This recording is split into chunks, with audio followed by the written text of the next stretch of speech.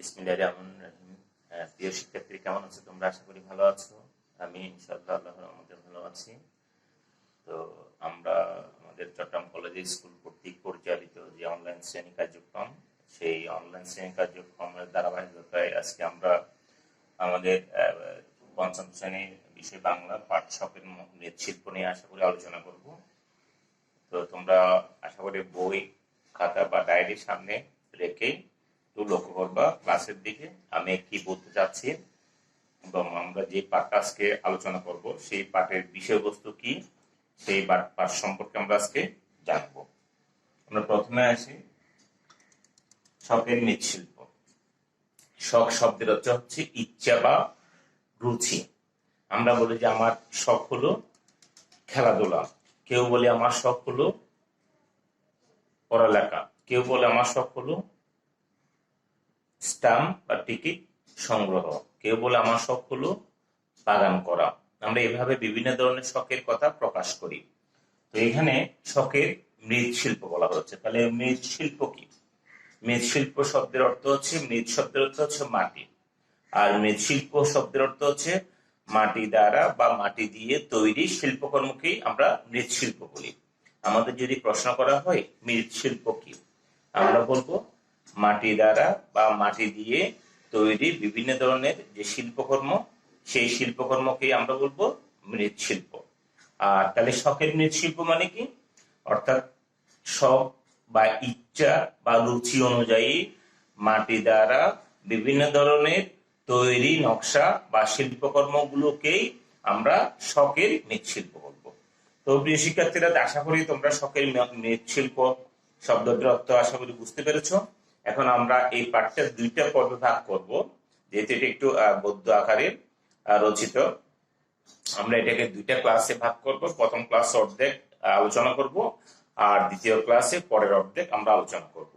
আমরা সবাই জানি আমাদের মা মাটি, মানুষ পরস্পরের সাথে আমরা ঘনিষ্ঠ। আমাদের এই বাংলাদেশের অস্তিত্ব মাটির সাথে ওতপ্রোতভাবে আমরা জড়িত।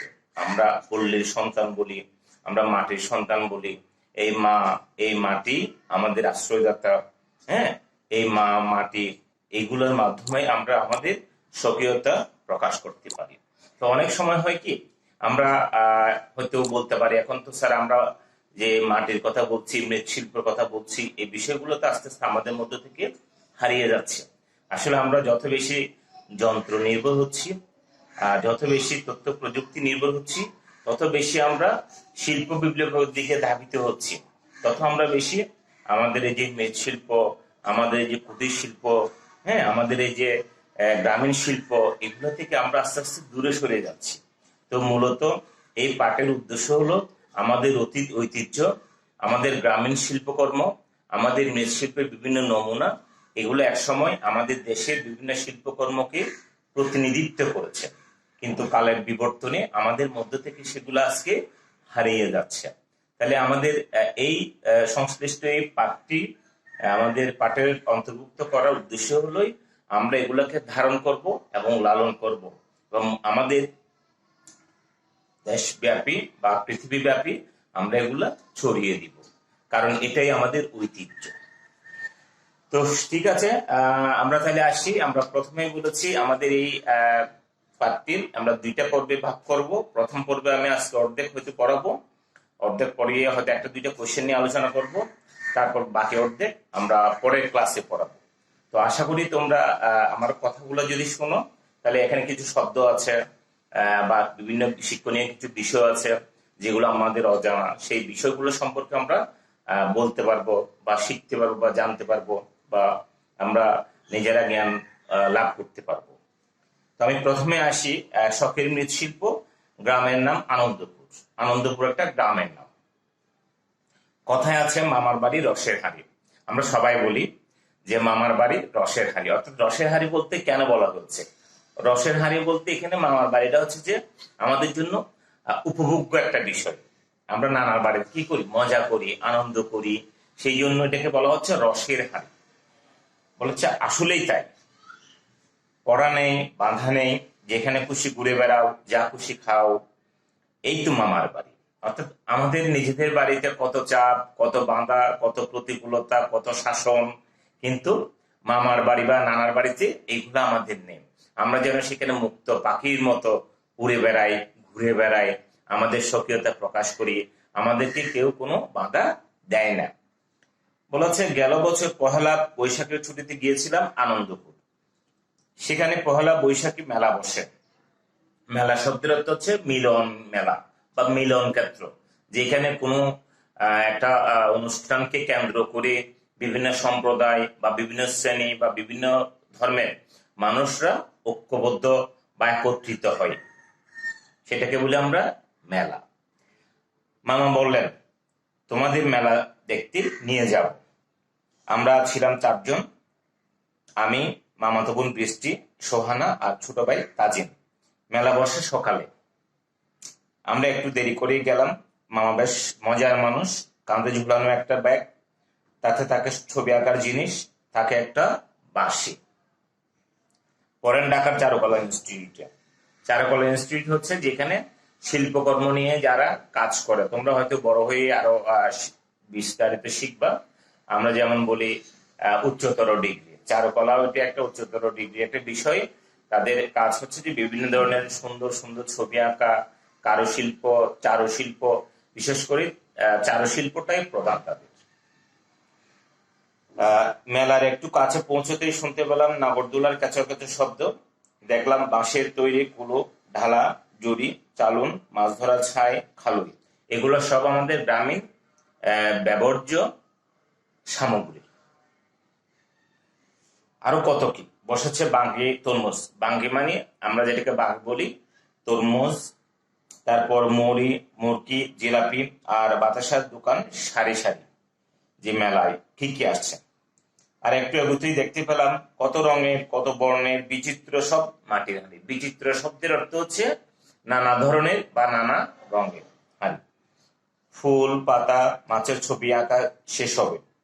রয়েছে মাটির ঘোড়া, হাতি, ষাঁড় আর নানা আকারের মাটির পুতুল। আমার চোখ পড়ল কাজ করা অপূর্ব সুন্দর মাটির হাঁড়ির দিকে। মামাকে জিজ্ঞেস করলাম এটা কিসের হাঁড়ি? মামা বললেন এটা শখের হাঁড়ি। তাহলে আমরা এখানে শখের হাঁড়ি কাকে বলবো? দেখো, শখ করে পছন্দের জিনিস যে হাঁড়িতে রাখা হয় সেটাকে আমরা বলবো শখের হাঁড়ি। যেমন আমরা কোথাও যদি বেড়াতে যাই, তাহলে আমাদের যদি যেই জিনিসটা আমাদেরকে মুগ্ধ করে বা আকর্ষিত করে বা আকর্ষণ করে, আমরা তখন সেই জিনিসটা নিজেদের জন্য কিনে নিই। ঠিক একইভাবে শখের হাঁড়িটা কি? শখের হাঁড়ি হচ্ছে যে এমন একটা হাঁড়ি যে হাঁড়িতে শখের বা ইচ্ছার বা আনন্দনীয় বিভিন্ন বস্তু সেখানে কি হাঁড়িতে রাখা যায়। আচ্ছা, তাই বলা হচ্ছে এর নাম শখের হাঁড়ি। তাছাড়া শখের যে কোনো জিনিস হইতে সুন্দর। বলেছে আমরা দুটো শখের হাঁড়ি কিনলাম। অবাক হলাম, পুতুলের পাশেই ঘোড়া ঝুঁকে চেয়ে আছে এক চকচক রূপালী ইলিশ। তাহলে আমরা চকচকে বাস্তবে ইলিশের কথা বলি, এখানেও রূপালী ইলিশের কথা বলে। তাহলে এই ইলিশটা কিসের তৈরি? মাটির তৈরি। বলেছে পদ্মার তাজা ইলিশের মতোই তেমনই সাদা আঁশ, লাল ঠোঁট। বলছে আমরা একটা মাটির ইলিশও কিনলাম। মামা বললেন ওই যে পুতুলগুলো দেখছো ওগুলো ট্যাপা পুতুল। তাহলে ট্যাপা পুতুল কি? আমরা বলি কুম্ভাররা, কুমার মানে যারা মাটি দিয়ে কাজ করে তাদেরকে কুমার বলা হয়। কুমাররা এঁটেল মাটি দিয়ে টিপে টিপে বিভিন্ন আকৃতির যে পুতুল বা শিল্পকর্ম তৈরি করে। এই যে এঁটেল মাটি দ্বারা টিপে টিপে বিভিন্ন ধরনের বিভিন্ন আকৃতির পুতুল তৈরি করে, এগুলোকে বলে ট্যাপা পুতুল।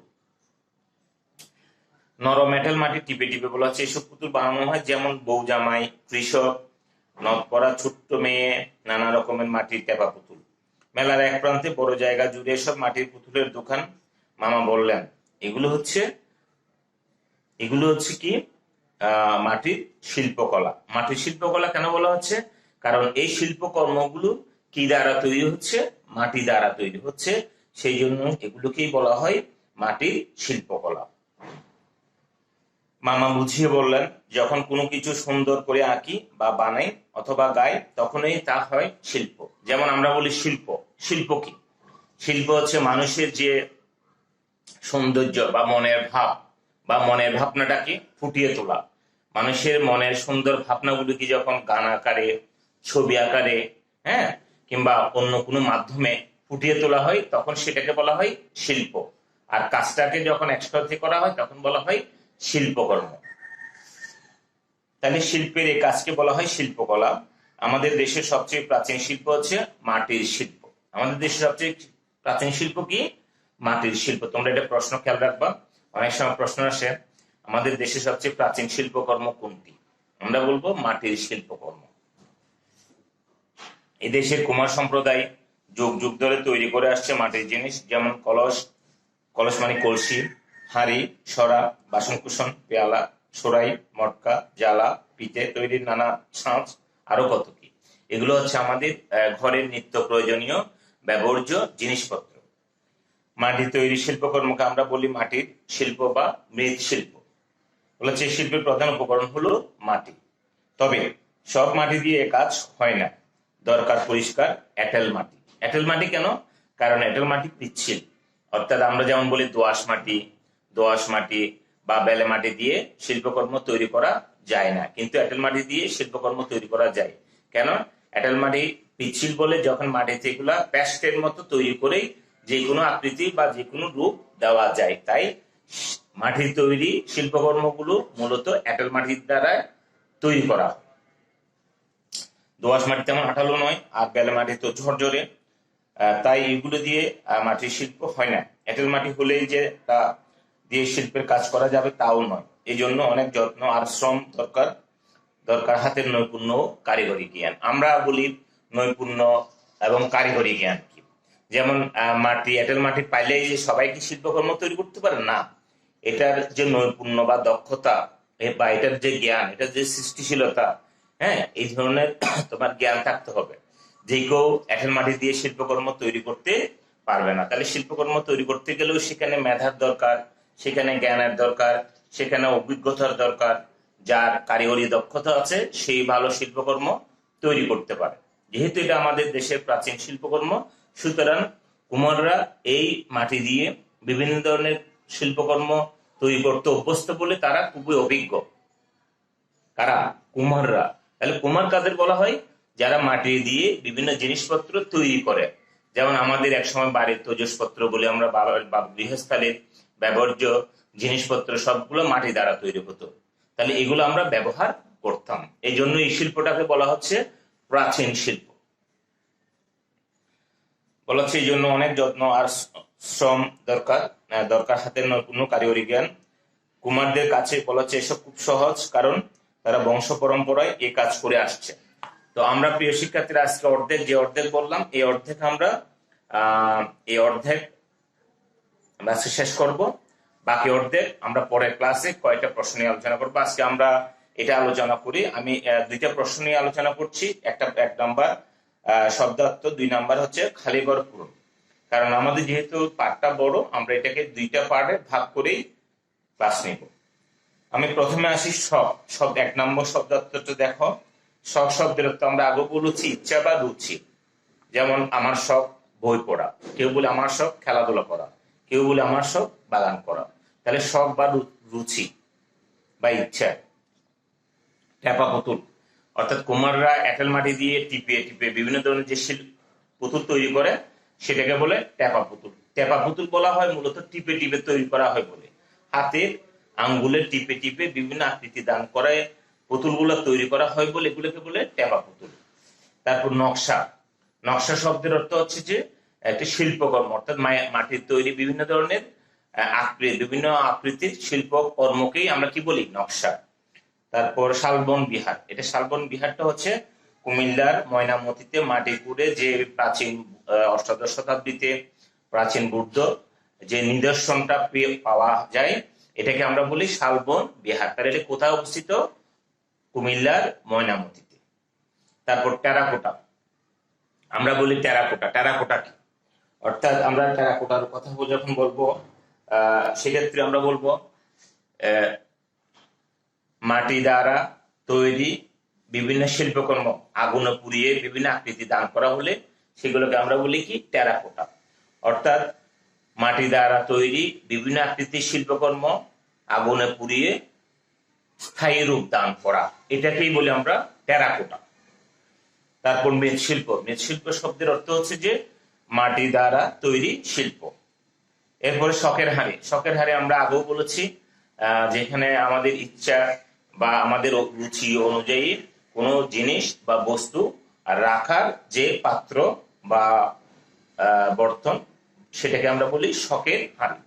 তাহলে আমরা 1 নম্বর শব্দার্থগুলো জানলাম। 2 নম্বর আমরা আসি। কালীঘরের কিছু শব্দ দিয়েছে, যেমন বলেছে ঘরের ভিতরের শব্দগুলোকে খালি জায়গায় বসিয়ে বাক্য তৈরি করো। 2 নম্বর দেখো শখ, নকশা, মৃৎশিল্প, টেপা পুতুল।